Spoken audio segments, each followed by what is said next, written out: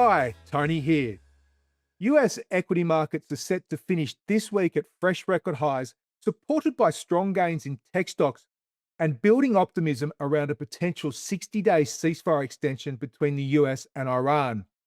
As May draws to a close, the S&P 500 is up a robust 4.9% for the month, extending April's strong 10.4% advance.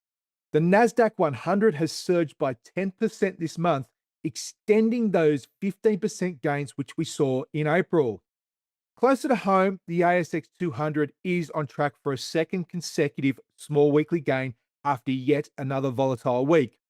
The local market took some support from that rally on Wall Street and a cooler than expected inflation report, but uncertainties remain, including weak consumer confidence, a softening housing market, and the effect of the RBA's 3 rate hikes this year.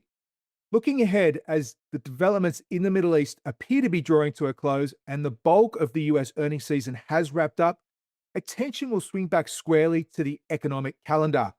Next week brings key US jobs data, European inflation figures, and most importantly for us locally, the Australian Q1 2026 GDP release. That number will give us a clear picture of how the economy is handling higher rates and global uncertainty, and it will be a major input for the RBA's decision next month. That's all for now. Stay tuned for more market updates next week.